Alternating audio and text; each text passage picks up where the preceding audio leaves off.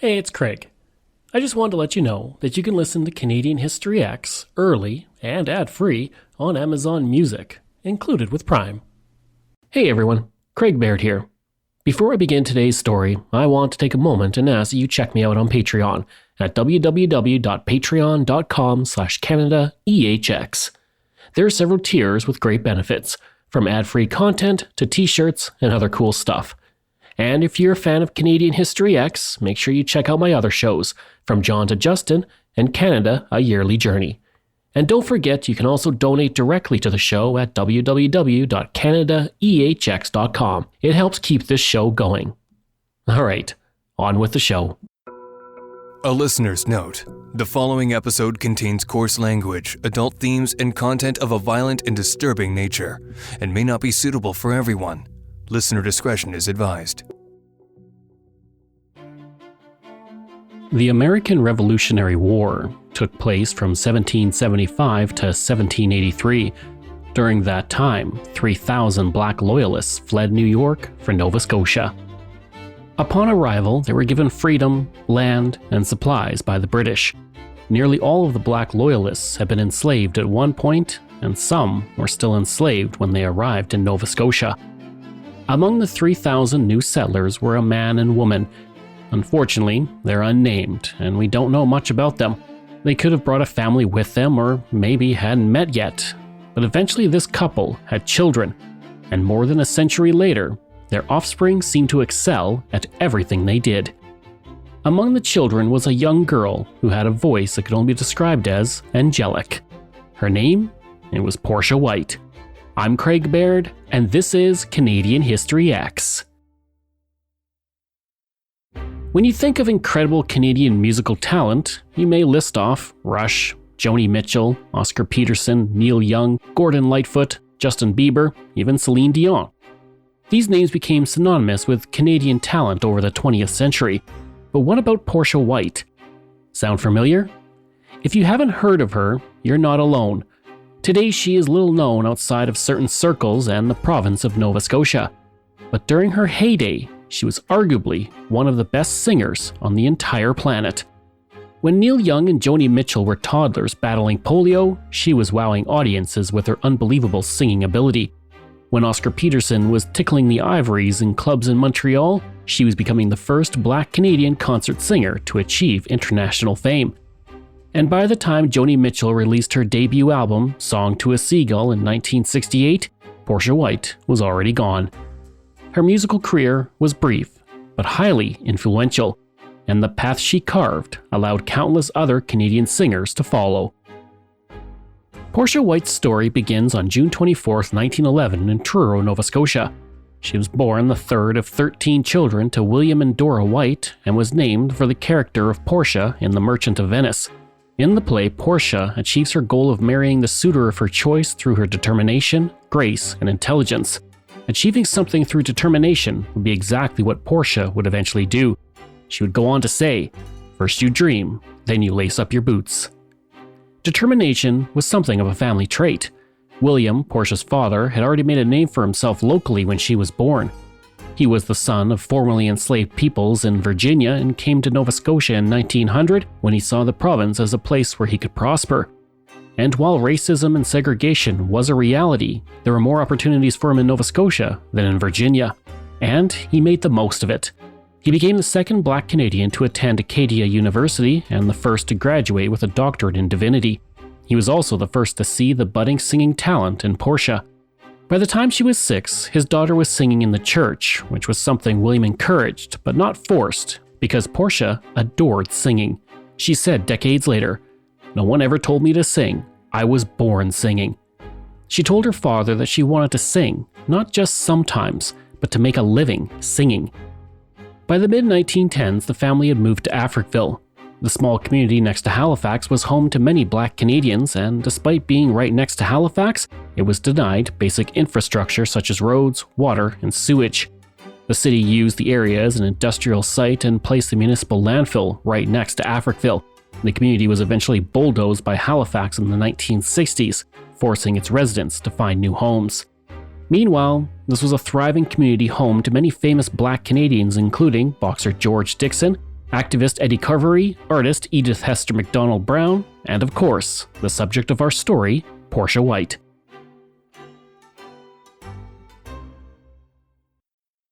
When the First World War broke out in 1914, Portia's father helped form the No. 2 Construction Battalion. Due to racism in the Canadian military, many black recruits were denied enlistment, so they formed their own battalion, the No. 2 Construction Battalion. And although they were sent to France, racism kept them far from the front lines. Nonetheless, they served their country with distinction. And Portia's father, William, became the only black chaplain in the Canadian military, and he was given the rank of honorary captain, making him the only black Canadian officer in the military as well. During this time, Portia continued to impress Nova Scotia with her singing, and by the time she was 8, she was singing Italian operas. To improve, Portia started taking music lessons, but there were no music teachers in Africville, so she had to walk 16 kilometers once a week to attend lessons. After graduating high school, Portia enrolled in Dalhousie University in 1929 with the hopes of becoming a teacher. Upon graduation, she returned to Africville to begin teaching while singing in her spare time. Using the money she saved, she attended the Halifax Conservatory of Music. In the early 1930s, Portia's father William began to broadcast his services from the Cornwallis Street Baptist Church over the radio. The monthly broadcast was heard throughout the Maritimes, and Portia was a regular singer on the program and helped fundraise for the church through her singing. The program was her first taste of reaching an audience outside of the Halifax area. On May 15, 1931, one of Portia's first newspaper mentions was published in the Halifax Evening Mail, stating she was a soprano of lovely quality. By the mid-1930s, Portia became known throughout Halifax, and in 1935, she competed in the Halifax Music Festival, where she won the Helen Kennedy Cup.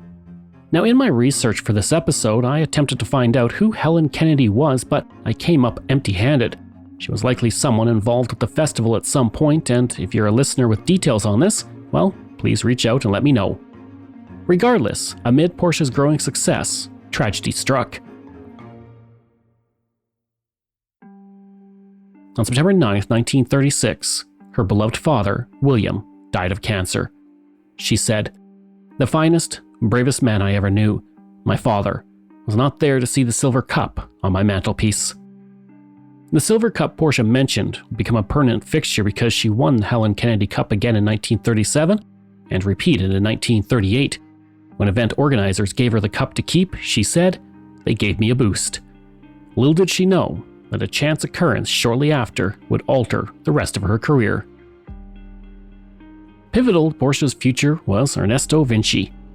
Born in Berlin in 1898, he studied singing and eventually became well known in Germany for operatic singing at recitals and on the radio. He was also a skilled vocal teacher, and he was flourishing until 1933 when the Nazi Party rose to power. Ernesto was Jewish, and he suddenly found himself unwelcome and in danger within his own country. He left Europe amid the growing unrest and attempted to settle in New York City but was denied entry, likely because he was Jewish. Instead, he chose to settle in Halifax, which, to be honest, was a bit of a miracle, because at the time, Canada's policy on Jewish immigrants and refugees was even more stringent than the United States. And it was in Halifax Ernesto happened to hear Portia White sing during a community performance. She wasn't yet known beyond Nova Scotia, so he offered to train the undiscovered talent. The Halifax Ladies Musical Club raised a scholarship to help pay for the lessons.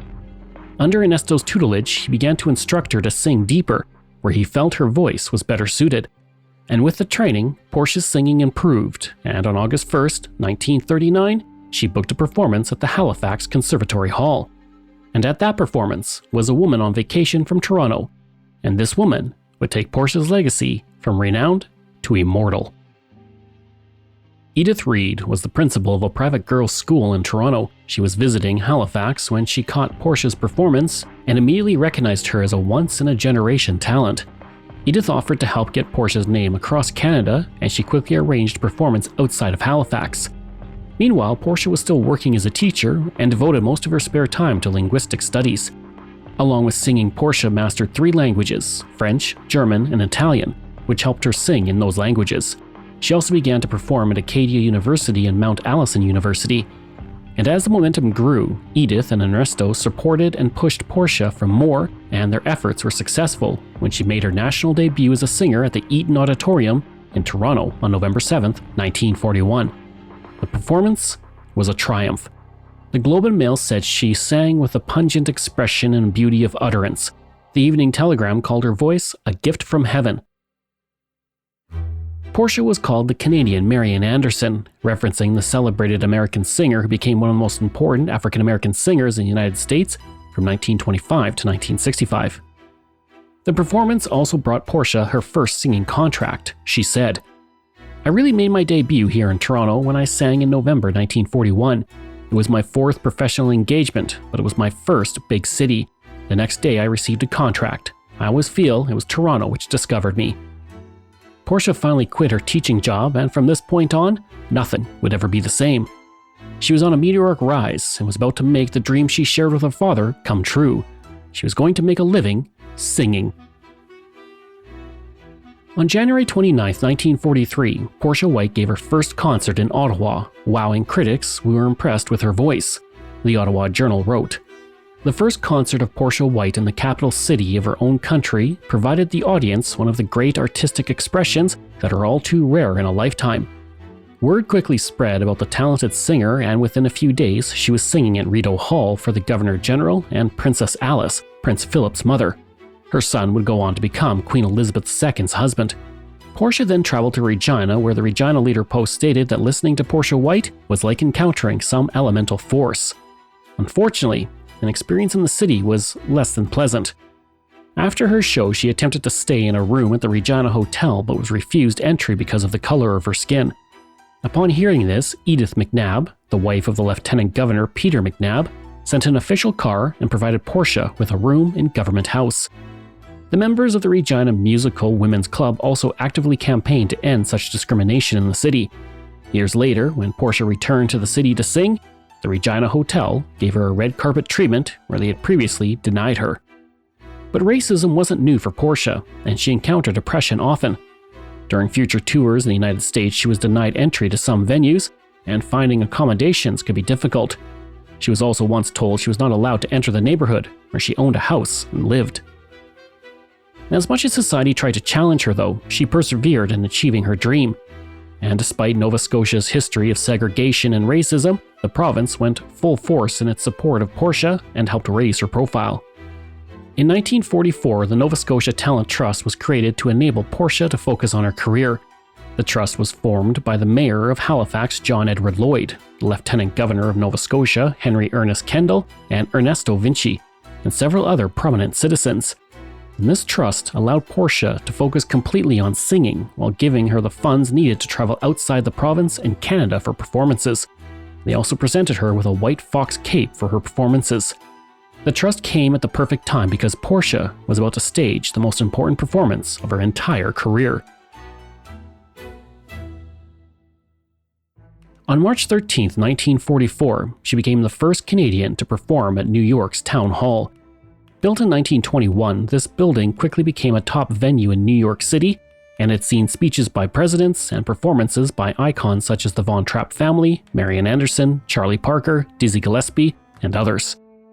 Portia White's performance at the venue made her a star in the United States. The New York Herald said she possessed a magnificent vocal instrument, and she would go on to perform twice more at the venue in 1944 and 1945. In 1945, Portia signed with Columbia Concerts, the largest artist agency in North America, and they booked her in venues throughout North, South, and Central America. In that same year, she appeared in the National Film Board film, This Is Canada. Unknown outside of Halifax just a few years earlier, Portia was now famous internationally. During a tour of Central America, she was presented with a medal by the Panamanian government following her performance. In Ecuador, people came out to hear her sing despite rebel forces occupying the streets. And Portia said that the worst thing that happened during that visit was the cockroaches who ate her stockings. Unfortunately, though, Portia's meteoric rise came with unwanted consequences.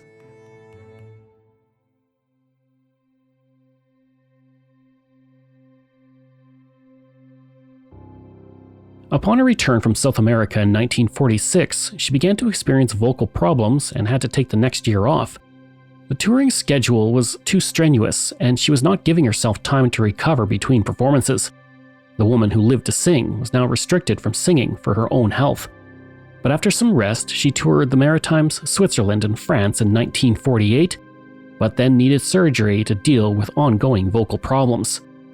That 1948 tour would be her last performance, and to make things worse, she was battling cancer, and despite her vocal problems, her voice was still something to behold, as this clip from a CBC performance shows. There is sorrow in my breast. My eyes are dim with teardrops. All is sadness and distress. Will there come a brighter day? To the Lord above I pray. In 1948, she retired, at least for the most part. Music was too much of a part of who she was, and she was not going to give up on it easily. And while public performances were few and far between, she gave back to the musical community and married her passion for singing and teaching. In 1952, she moved to Toronto and became a vocal teacher, and among her students were Lorne Greene and Robert Goulet. Lorne Greene, you will remember from my episode on him, went on to portray Ben Cartwright on Bonanza and released 10 albums from 1961 to 1966, scoring a #1 hit with Ringo in 1964. Robert Goulet became one of Canada's most celebrated singers. His career spanned from the 1950s to 2000s, and during that time he won a Tony Award, 5 Emmys, and a Grammy. He released dozens of albums and received a star on Canada's Walk of Fame. And all of this would have been difficult without Portia's influence. Portia also served as a singing coach for the cast of the Anne of Green Gables musical in the mid-1950s, and she would return to the stage in a rare performance on November 13, 1958. Prior to that Toronto concert, she spoke with CBC. Well, no, I haven't been doing any concertizing. I've been studying and teaching. You teach Here music in Toronto, here yes. in Toronto. Yes. I see. Have you been back to the Maritimes in that intervening year? Well, no, I haven't been back since last October, but I'm hoping to go for Christmas.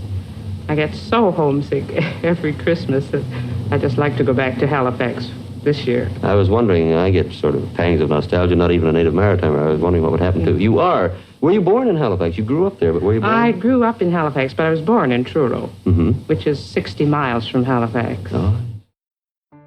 In 1959, she made her television acting debut when she portrayed Tituba in a CBC production of the play The Crucible. Tituba was an enslaved woman who was accused of witchcraft during the Salem witch trials of 1692 and 1693. And by the 1960s, Portia performed sparingly and almost always for special occasions. On October 6, 1964, she performed for Queen Elizabeth II and Prince Philip at the Charlottetown Confederation Centre of the Arts in Prince Edward Island. After the performance, the Queen commended Portia for her choice of song, Bonnie George Campbell, as the song often brought tears to the eyes of the Queen when she was a child. And then, in July 1967, at the World Baptist Federation in Ottawa, Portia gave her final public performance. And although she had beaten cancer years earlier, the terrible disease wasn't done with her yet. And after yet another battle, Portia White died of breast cancer on February 13, 1968. When I no more behold thee, think on me. By all thine eyes have told me, think on me.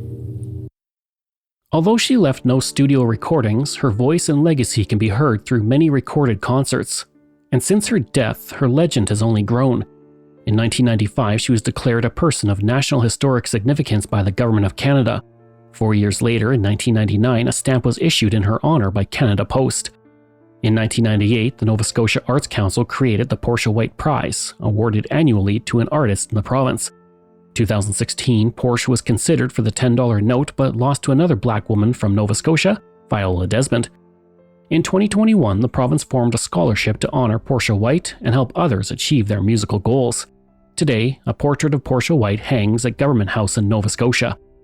And while Portia White made a name for herself far beyond the borders of Halifax, the rest of her family also went on to excel in many different ways. I've already talked about William White, Portia's father, and the many things he accomplished in his life. And I mentioned Portia's family was pretty prolific. Her nephew Chris White went on to become a celebrated folk musician. Her grandnephew George Elliott Clark became the Canadian Parliamentary Poet Laureate and the first recipient of the Portia White Prize. Portia's brother Bill became a composer and activist and the first black Canadian to run for federal office. He ran in the 1949 federal election for the Cooperative Commonwealth Party, finishing third. Portia's other brother Jack became a labor union leader and the first elected black representative of the iron workers. And lastly, her nephew Donald Oliver served 22 years in the Canadian Senate from 1990 to 2022. And as for that trust that was created by Nova Scotia to help fund Portia's performances, well, it would go on to provide 26 men and 31 women with $77,000 to enable them to study music by 1964. By 2022, the now named Nova Scotia Talent Trust had helped 1,100 Nova Scotians, providing them with over $2.5 million to realize their musical dreams.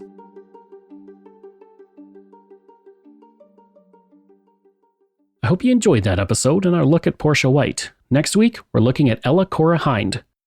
Information from Canadian Encyclopedia, Dalhousie University, National Music Centre, Wikipedia, blackpast.org, Halifax Evening Mail, Clare's Home Local Press, Ottawa Journal, and the Montreal Gazette. This show is researched, produced, and written by me, Craig Baird, with the help of Dila Velasquez. Audio production and design by Rosalind Kufor. If this is your first time listening and you like what you heard, please take a moment and give us a 5-star review to help other people find these amazing stories. And there are so many for you to sink your teeth into. If you enjoyed this podcast, then please check out my other podcasts, From John to Justin, Canada, A Yearly Journey, Pucks and Cups, and Canada's Great War. We love hearing from you, so if you have a show topic you want me to cover, email me at craig@canadaehx.com. Or stop by my website and social media. I'll include all of those in my show notes. Until next time, I'm Craig Baird, and this is Canadian History X.